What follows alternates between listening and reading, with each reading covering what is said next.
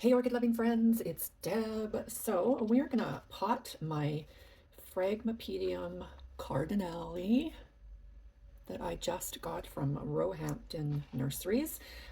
So when I got her, she did have a flower spike, but I think there was some water that got trapped in where the bud was during transit because it started to rot inside there. So unfortunately, I did lose the bloom that was on there, but that's okay. I don't mind. It is going to bloom for me again, so I'm okay with that. It's in a aeroid mix, which I absolutely love. However, this pot is just too small. Although I do have it sitting and I put a little, make sure that there's a little bit of water in the bottom of this. It's just, it's hard for me to keep up with it. So I'd rather just get it potted up into a bigger pot and be done with it. So this is what we're going to do. This is just a, I think this is a 4.5 inch pot, or maybe that's a 5 inch pot. It's got some holes on the bottom, and then I also put holes around it as well. I'm going to put it in my, because Phragmipediums are a terrestrial, to put her in my aeroid mix, and it's just a nice, light, airy, it's got, what is in here? Bark chips, leca, some pumice. There we go. It's got some cocoa husk in there as well. This is what I grow my aeroids in, and my other Phragmipediums and Paphiopedilums that I have. This is what I grow it in, or a little bit of moss as well.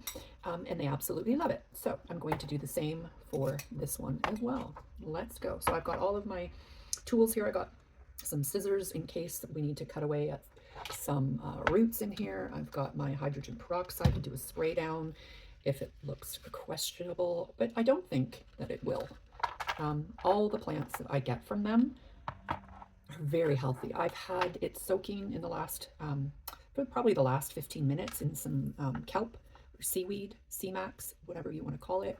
And so it is already growing in a terrestrial mix, very similar to what I'm already growing it in.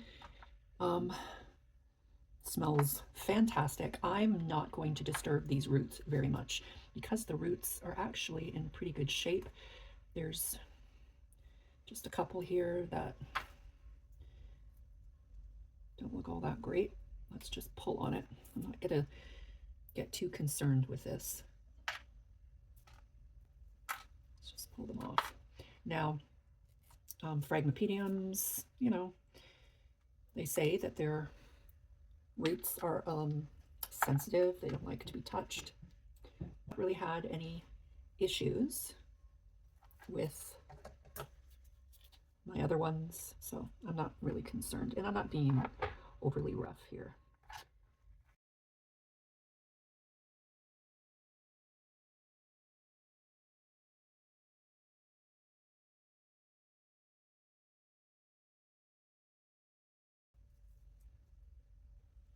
A little bit of the batting, cotton batting that was wrapped around the plant when it was being shipped. Let's just look right deep inside there. That's what I want to check out though. We're good. So we do have some new growths, which is another reason why I wanted to go ahead and repot. So we got some new growth with some new roots. So this is a great time to get in there. I think we're good. I don't see any weirdness. I don't see any creepy crawlies.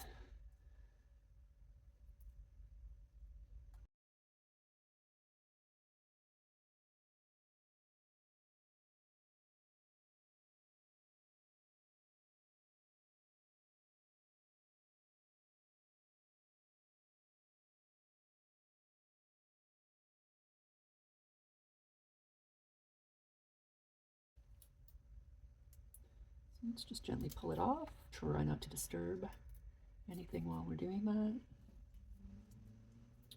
So this is a new growth right here. New growth. And then there's another one at the base there. This is a new growth as well. So it won't be long until she will bloom again. Like I said, I'm not going to be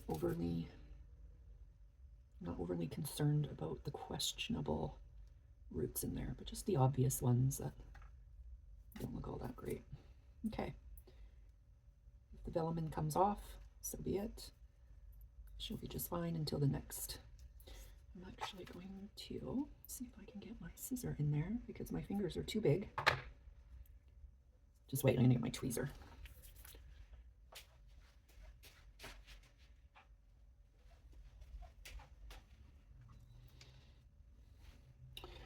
All right. I love to have a pair of tweezers because then you can get right in and get those old leaves off in between. Just want to be gentle. I'm not looking to break anything here.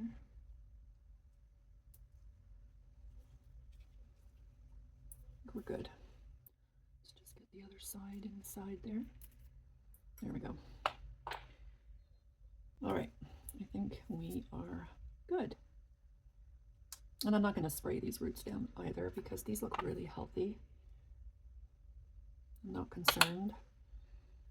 Like I said, all the plants I've ever gotten from them have arrived really healthy without pests.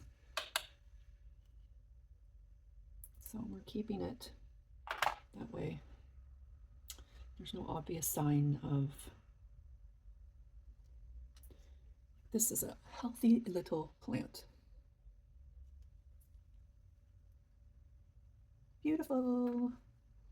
All right, so we're gonna go ahead, and so this is what they've done too. Exactly what I do. I put the leca and clay balls at the bottom, and that's what I'm going to do too because there is beneficial bacteria already in here from the root of the plant.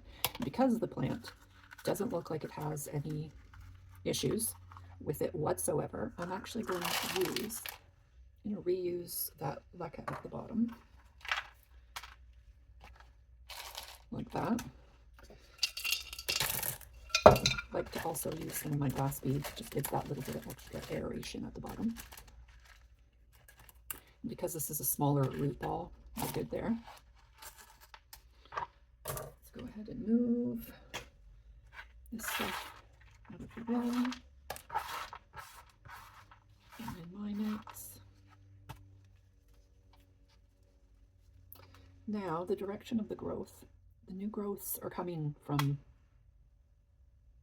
both sides by the looks of it. So I'm going to put this right in the middle of the pot.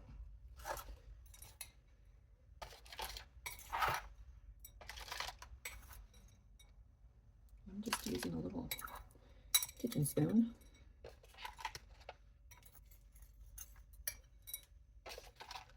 Hopefully you can see what I'm doing here. I didn't really line up how my camera was.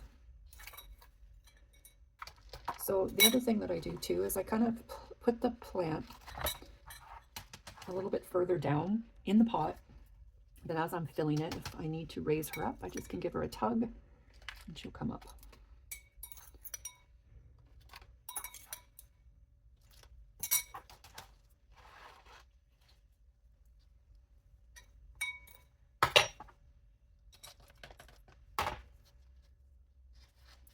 Which I will need to do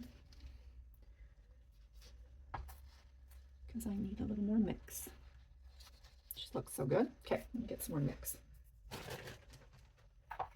real quick. And I'm actually going to use what it came in because again, there's already beneficial bacteria in the substrate from the roots. So I'm going to reuse some of that.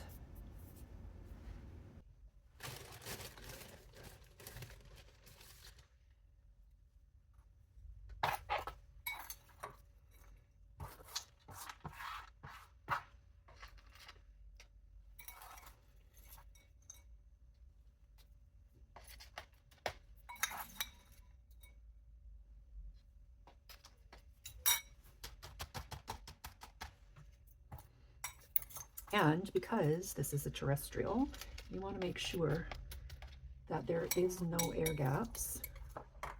There's limited air gaps.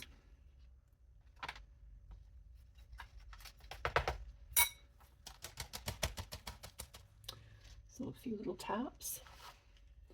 Now let's pull up on it a little bit. Tap it down. Okay, she is a little low. I'm going a little low. Let's go ahead and pour the rest of that in there.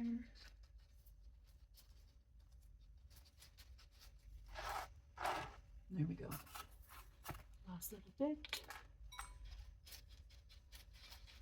There we go. Let's have a look. Make sure that she's not buried too far down in there, which she is not. There we go. And then she'll just go in her cash pot and go on the shelf.